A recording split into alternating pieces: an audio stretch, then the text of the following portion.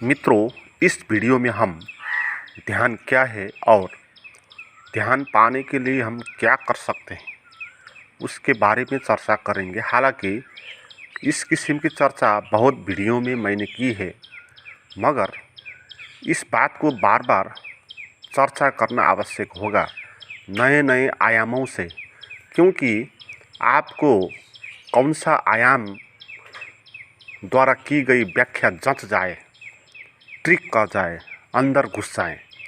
तो इसलिए ध्यान के बारे में हजारों बार चर्चा करनी होती है। मित्रों, ध्यान का शास्त्र क्या कहता है वो हम समझे। पहले ध्यान का शास्त्र ये कहता है कि आप अपने अध्ययन करो, अपना अध्ययन करो, अपने को जानो, दूसरे को नहीं, आप अपने को जानो।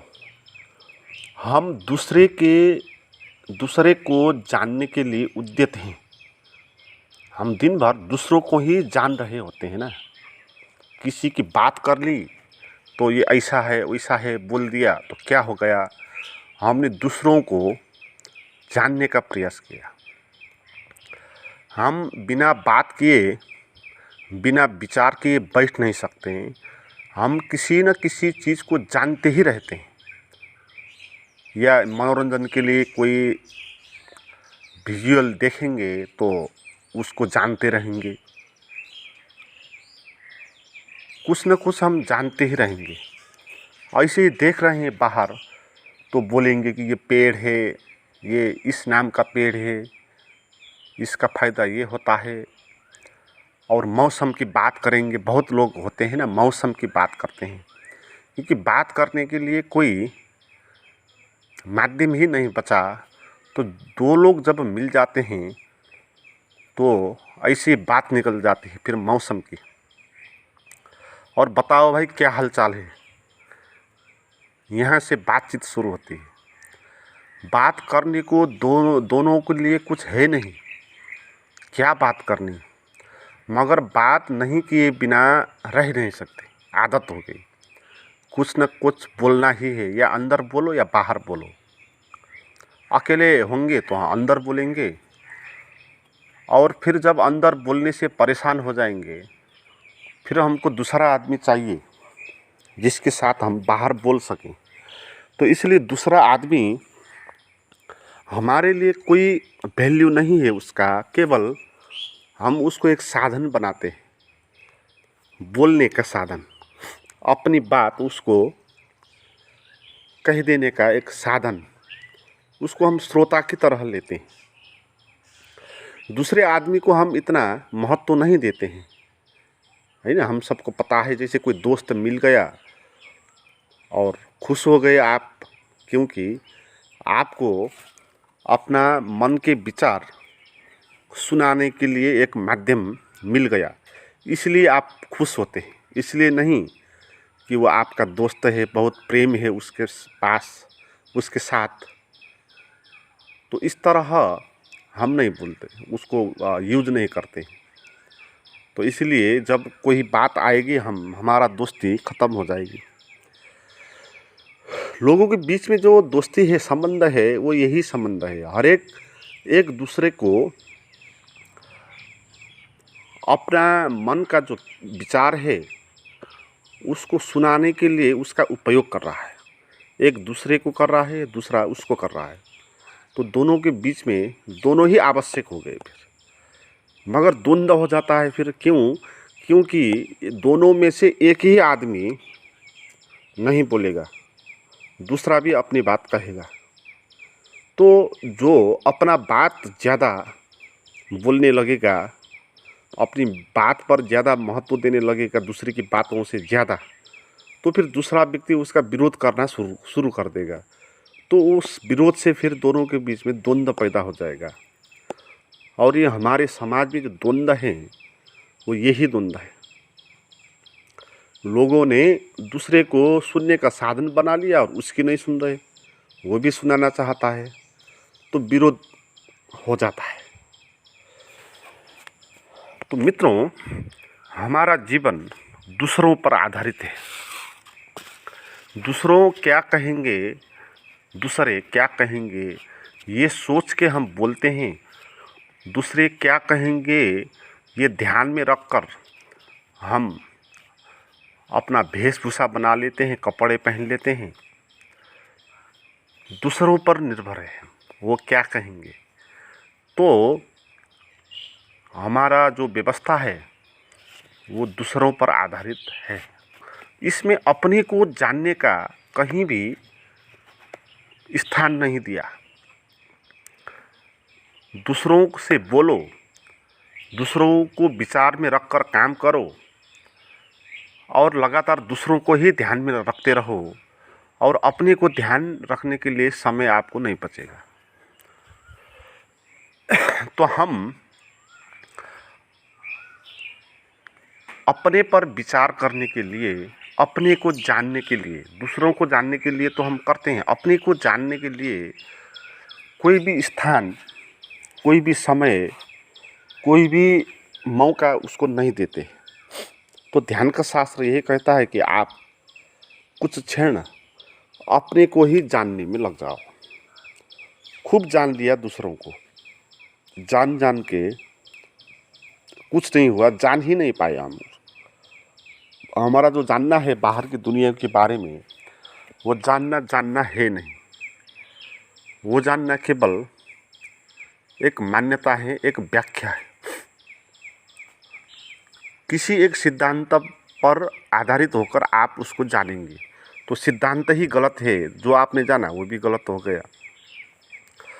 तो इसीलिए जानना संसार में एक ही बात है, अपने को जानना। हम अपने को ही जान सकते हैं, और चीज़ों को हम जान नहीं सकते। और चीज़ को बारे में हम तर्क कर सकते हैं, उसको उपयोग कर सकते हैं, ठीक है, मगर उसको हम जान नहीं सकते। क्यों? क्योंकि कौन जानेगा? जो दूसरों को जानेगा वो कुछ है ही नहीं।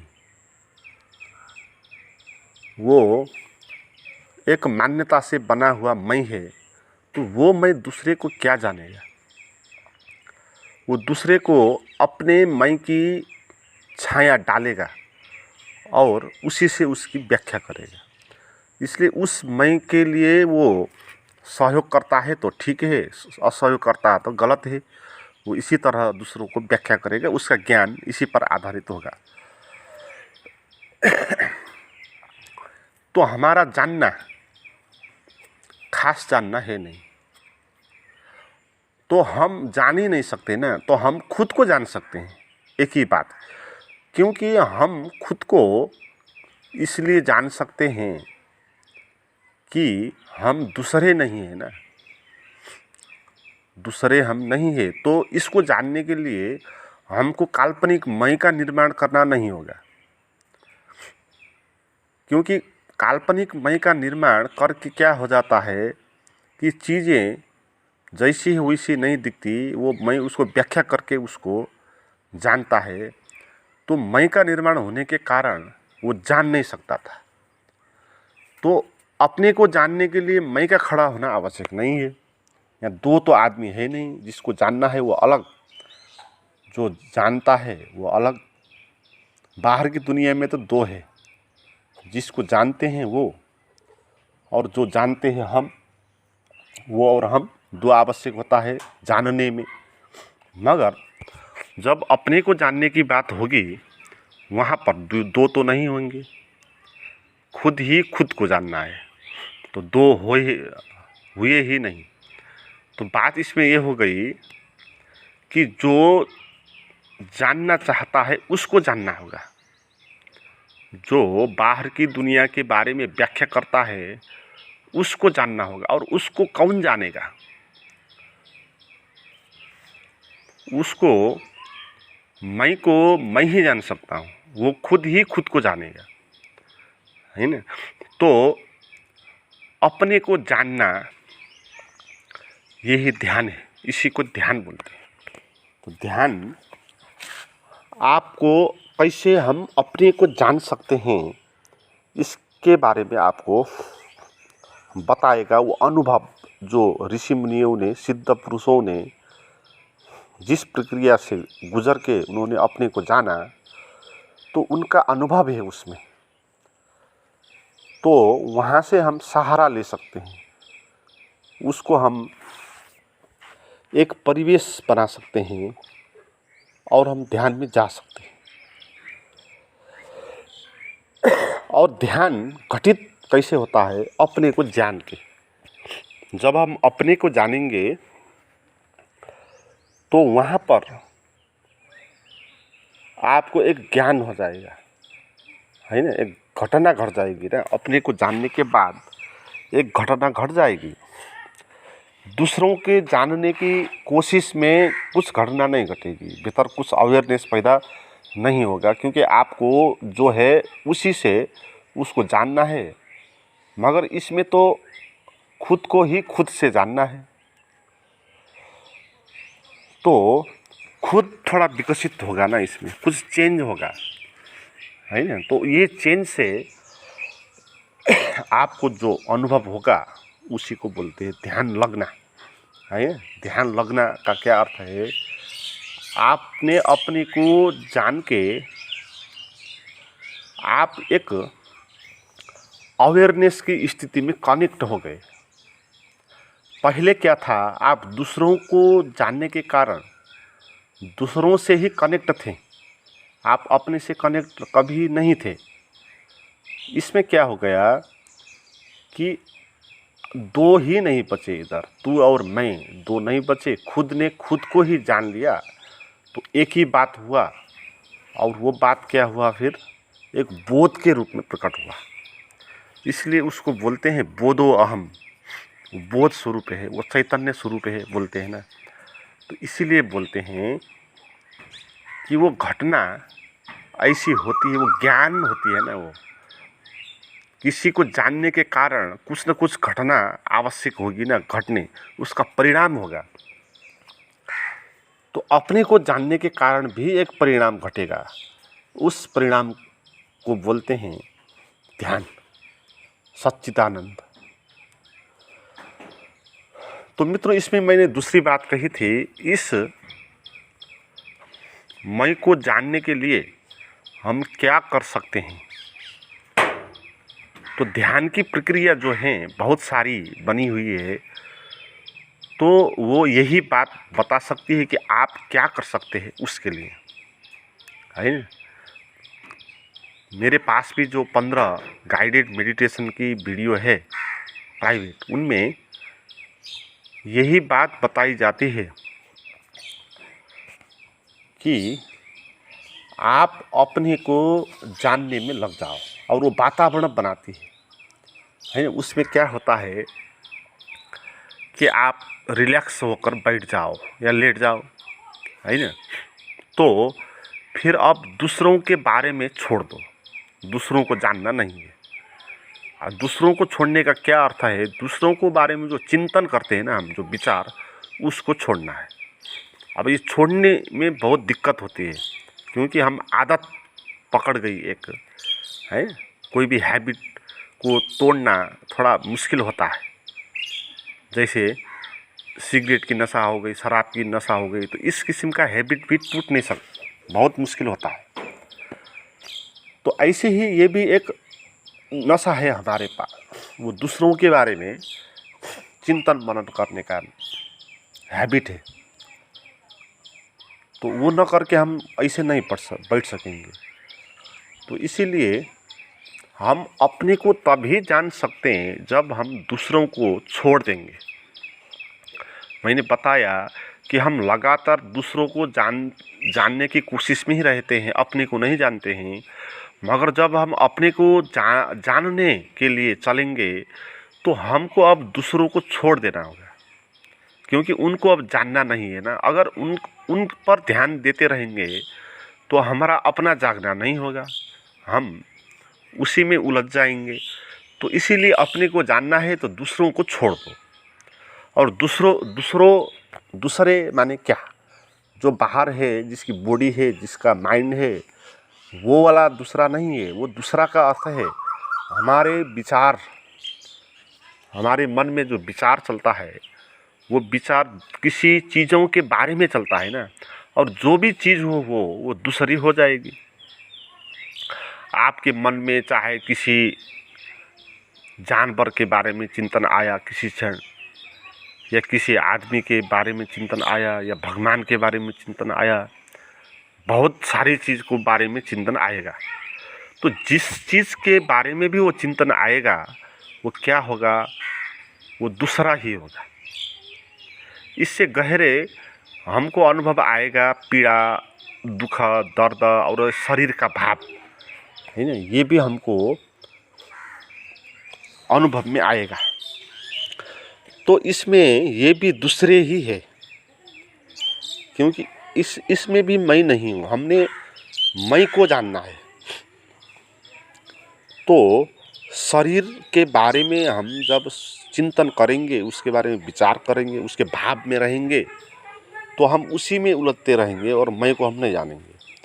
क्योंकि वो होना जो है हमारा, उसका संबंध शरीर से नहीं है।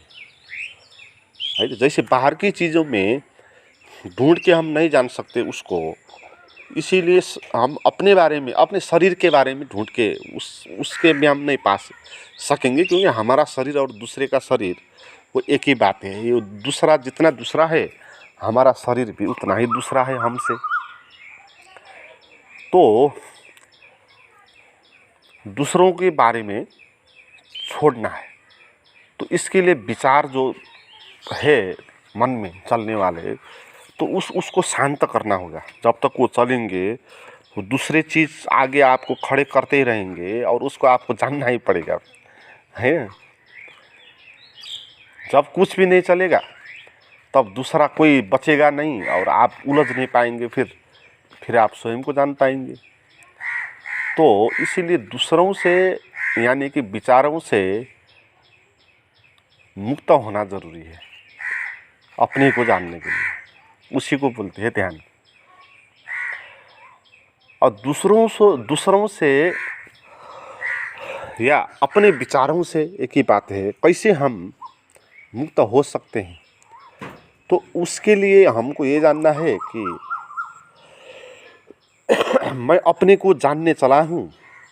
मन में जो विचार भी आएंगे और दूसरों चीज़ों के बारे में विचार होंगे, तो इनका कोई वैल्यू नहीं, इनको मैं नहीं जानूंगा, आप ये बोल देंगे और विचार का प्रभाव आपको कम हो जाएगा। अच्छा, विचार कैसे शांत होते हैं आप हम सबको पता है ना। अगर विचार को आप दबाने में लग जाओ व धपाने में लग जाओ और ज़्यादा आ जाएगा, है ना। जैसे किसी दुश्मन का विचार आ गया आपके मन में, तो आपने उसको धपाने का प्रयास किया, क्यों आया ये विचार, जा भाग विचार मत आ, वो दुश्मन है उसका विचार, ऐसा इस तरह आपने बोल दिया, तो वो दुश्मन का विचार और ज़्यादा आने लगेगा, है ना। आप उसी में उलझ जाओगे। मगर आपने ऐसे विचार आ गया दुश्मन का, तो आपने बोल दिया ठीक है, उसका विचार आया तो और आ जा, इस तरह आप बोल देंगे तो उसका विचार अब नहीं आएगा। तो विचार शांत करने की इससे बड़ी कला और कोई है नहीं।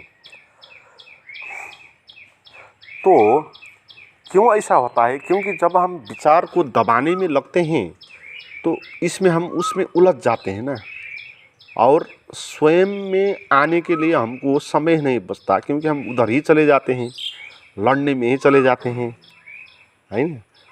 मगर जब हम विचारों को लड़ने नहीं जाएंगे, उसको छोड़ देंगे, उसको अनदेखा कर देंगे, ठीक है, न दबाएंगे न धपाएंगे, केवल अनदेखा करेंगे, तो फिर उसका प्रभाव आप पर नहीं पड़ेगा, क्योंकि आप उसमें उलझे नहीं। आप जितना आप उसमें उलझेंगे वो उतना ज़्यादा आप पर आएगा।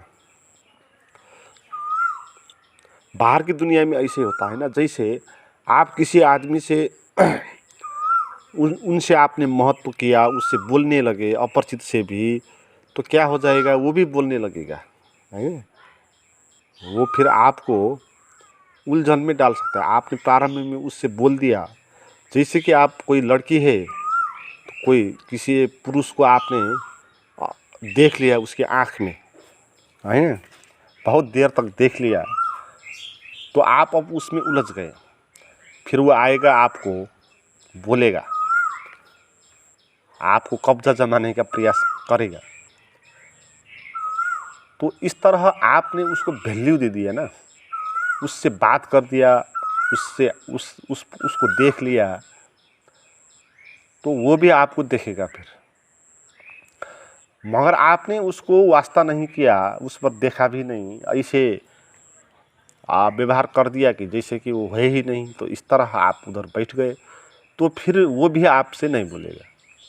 जब तक आप नहीं बोलेंगे तब तक वो भी नहीं बोलेगा। जब बोलना शुरू हो जाएगा फिर अंतहीन हो सकता है। तो विचार इस तरह काम करता है। विचार को महत्व दो, उसको देखो, उसको मानो, तो वो विचार ज़्यादा आएगा। और उसको आप उपेक्षा कर दो तो वो नहीं आएगा, है ना। तो ये होता है। तो ध्यान में हमको ये कला सीखते हैं कि कैसे विचारों को महत्व नहीं देना है। इसमें जानने वाली बात यह है कि विचारों को कोई भी नष्ट कर नहीं सकता, विचारों को कोई भी दमन कर नहीं सकता या उससे विजय प्राप्त नहीं कर सकता।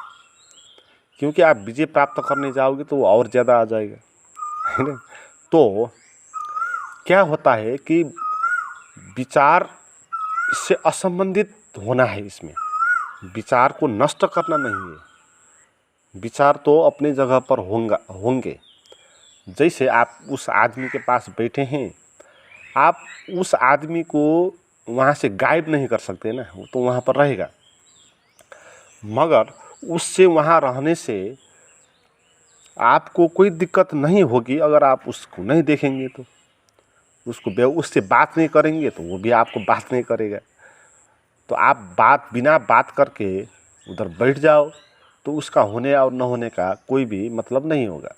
ऐसे ही मन के प्रति भी आप ऐसा व्यवहार करो कि तू बोले ठीक ना बोले ठीक, मैं तुझे बोलने वाला नहीं, मैं तुझे दबाने वाला भी नहीं हूँ, मैं तुझसे विजय प्राप्त करने वाला भी नहीं हूँ। तो इस तरह आप उस पर व्यवहार कर दो और उसको आप छोड़ दो, तो फिर उसका प्रभाव आप पर कम पड़ेगा, है ना। ये विज्ञान है, इसी को ध्यान बोलते हैं। तो जब विचारों की दुनिया से थोड़ा सा आपको समय मिलेगा, दूसरों को जानने का जो हैबिट है उससे थोड़ा बाहर आ पाएंगे, तो फिर धीरे धीरे आपको अपना अनुभव होना शुरू होगा। क्योंकि जो आप दूसरों के विचार पर उलझे रहते थे, अब वो उलझना वो अंदर चले आएगा और वो उलझना एक अवेयरनेस में विकसित होगा। वो एनर्जी स्वयं को जानने लगेंगे। दूसरों को जानने के लिए जहाँ खर्च हो रही थी वो अब किसी को नहीं जानेगी, स्थिर हो जाएगी और उसका विकास हो जाएगा। तो उस विकास से उसको खुद के होने का अनुभव होगा, है ना। वो अवेयरनेस का अनुभव होगा उसको, तो वही ज्ञान होगा। फिर वही जानना है। हम अपने को ही जान सकते हैं, दूसरे को नहीं जान सकते हैं। अपने को जानना ही ध्यान है। और ध्यान में दूसरों के प्रति उपेक्षा करना है, यानी विचारों के प्रति उपेक्षा करना है और निर्विचार स्थिति में आना है। और जो एनर्जी बाहर जा रही थी उसको वापस लाना है और स्वयं में उसको रख देना है, जैसा का तैसा बना देना है। और कुछ करना नहीं है, वो अपने आप ही करेगी। वो एनर्जी वो स्वयं ही जगेगी।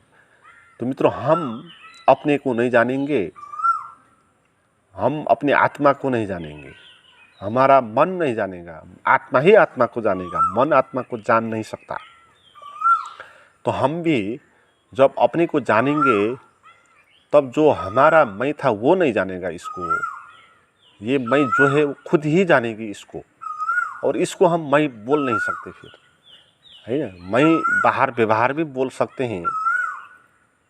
अगर मैं बोल दे तो हम इस तरह बोलना होगा कि सभी कुछ मैं हूँ, क्योंकि सभी जगह इसका विस्तार है। सभी कुछ इसमें आ जाता है। तो मैं अहम ब्रह्मास्मि बोलना पड़ेगा, या इस तरह बोलना पड़ेगा कि मैं कुछ नहीं हूँ, शून्य हूँ, मुक्त हूँ, है। तो ये जो ज्ञान है यही वास्तविक ज्ञान है। इसी को विद्या बोला गया। उपनिषदों में विद्या और अविद्या का परिभाषा यही है कि जो ज्ञान दूसरों को जानने में सहायता पहुंचाएगी वो अविद्या है। तो जो स्वयं के जानने पर प्रेरित करेगी वो विद्या है। तो इसीलिए अविद्या के अर्थ सभी कुछ है, सभी विषय अविद्या में आएंगे। जो हम पढ़ते हैं एजुकेशन सिस्टम में, जिन जिन सब्जेक्ट पढ़ते हैं वो सभी अविद्या में आएगी, क्योंकि ये सभी में दूसरों के बारे में जानने की व्यवस्था है। आप साइंस पढ़ते हैं, जो आप एक्सपेरिमेंट करते हैं तो उसमें आप क्या कर रहे हैं, दूसरों को जानने के लिए एक्सपेरिमेंट कर रहे हैं, तो स्वयं को जानने के लिए आप नहीं कर रहे। तो इसलिए ये भी अविद्या है। तो विद्या एक ही है और ज्ञान भी एक ही है। मित्रों, इस तरह का ध्यान आप करना चाहते हैं तो मेरी प्राइवेट गाइडेड मेडिटेशन लेकर भी कर सकते हैं। उसको प्राप्त करने के लिए आप मुझे बात करें। व्हाट्सएप का नंबर और लिंक डिस्क्रिप्शन में दिया हुआ है।